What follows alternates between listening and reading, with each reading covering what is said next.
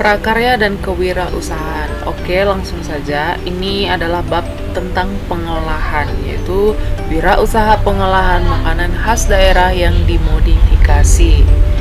Ya, sebelumnya perlu diingat bahwa berwirausaha itu sesuai dengan karakter dan hobi kita akan lebih menyenangkan. Ide wirausaha ini dapat kita peroleh dari mana saja, mulai dari apa yang kita lihat di lingkungan kita, apa yang kita dengar sehari-hari, apa yang kita lihat potensi diri kita, bagaimana kita mengamati lingkungan, atau bisa juga dari meniru wirausaha orang lain yang sudah sukses. Jadi kita tahu setiap daerah di Indonesia ini mempunyai makanan yang khas dan minuman yang khas juga. Nah, ini perlu dimodifikasi. Jadi apa manfaatnya setelah dimodifikasi? Nah, daya tarik untuk pariwisata suatu daerah itu akan semakin meningkat. Dan yang otomatisnya itu menumbuhkan perekonomian masyarakat daerah. Jual pariwisata suatu daerah, baik yang sebagai makanan khas yang dinikmati maupun bisa juga ini sebagai oleh-oleh yang bisa dibawa pulang. Itu ya. Nah, ini adalah upaya-upaya terobosan untuk mengangkat citra makanan khas daerah. Apa sajakah itu? Nah, beberapa yang dapat dilakukan, misalnya menunjukkan produk khas yang menjadi ikon daerah tersebut. Baru, aturan untuk setiap tempat, hotel atau penginapan itu biasanya bagi yang datang bisa menyajikan dengan minuman khas daerahnya. Terus dengan adanya pembuatan kemasan yang menarik dan bertuliskan ada oleh-oleh khas daerah, ini biasanya paling sering dijumpai. Nah, diharapkan ini dapat membuka peluang usaha makanan untuk didistribusikan ke daerah lain dan diekspor ke luar negeri. Ini merupakan salah satu bentuk promosi ya. Kalau misalnya kalian mau jadi wirausaha makanan khas daerah, ini bisa dicoba bisa dicoba. Baru secara umum, nah harus ada faktor dukungan. Faktor dukungan yaitu peningkatan peran media cetak dan elektronik. Nah, ini zaman sekarang ini paling berperan ya dalam urusan promosi, apalagi kalau yang makanan khas daerah. Ini lagi marak-maraknya banyak aplikasi ya, aplikasi media sosial seperti Instagram, Facebook, bahkan TikTok bisa mempromosikan makanan khas daerahnya dari cara membuat, cita rasa, dan lain-lain. Itu ya.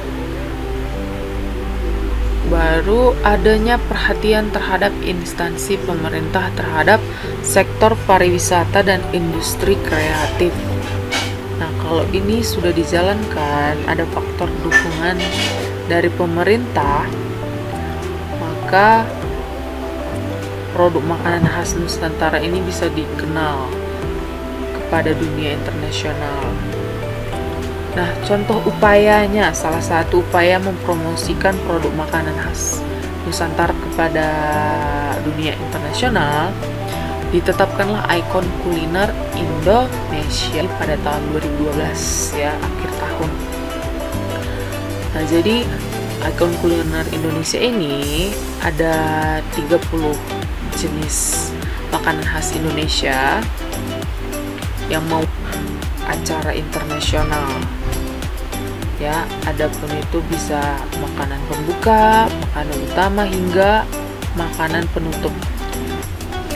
Nah, ini adalah gambar salah satu ikon kuliner Indonesia yang paling terkenal. Kalian tahu ya, ini apa? Nasi tumpeng ya kan?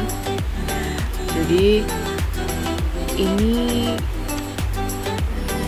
bukan hanya karena resepnya atau rasa masakannya, bagaimana cara penyajian, sejarah, serta filosofinya bagaimana ya. Bisa dilihat dari cerita yang berkaitan dengan makanan tersebut. Nah, kalau makanan Indonesia ini, kalau kita lihat, perhatikan, ini bisa menjadi daya tarik pariwisata hingga mancanegara.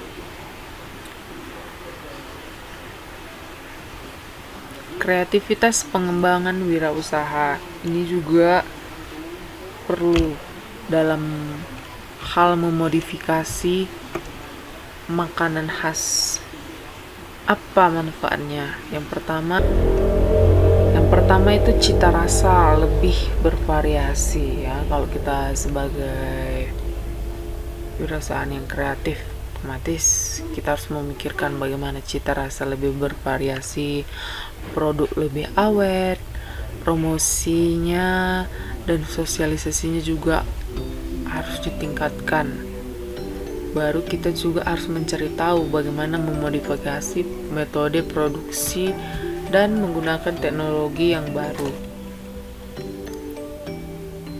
Jenis-jenis makanan khas daerah, produknya.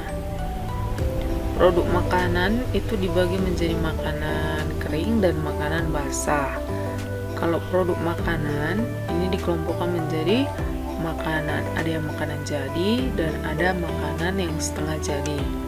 Kalau makanan jadi ini maksudnya makanan yang dapat langsung disajikan dan dapat kita makan.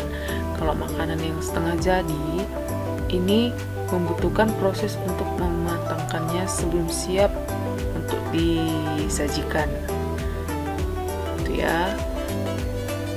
Nah, ini contoh makanan kering khas daerah yang dapat langsung dimakan. Contohnya keripik balado.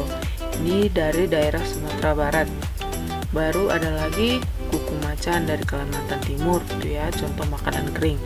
Baru kalau makanan kering yang tidak dapat langsung dimakan atau setengah jadi itu contohnya dendeng sapi dari Aceh.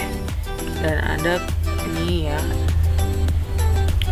sudah paham kan perbedaan makanan kering yang jadi dan makanan kering yang setengah jadi tuh.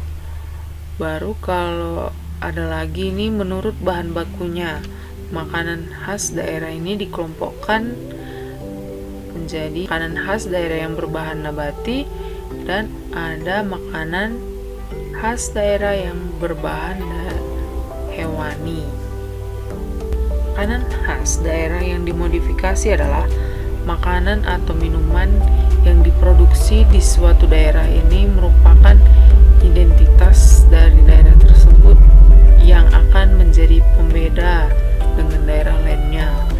Kemudian dilakukan sentuhan inovasi sehingga mempunyai mutu yang lebih baik. Itu ya, sehingga jadi ciri khas daerah tersebut dan dapat dikenal dari berbagai macam negara.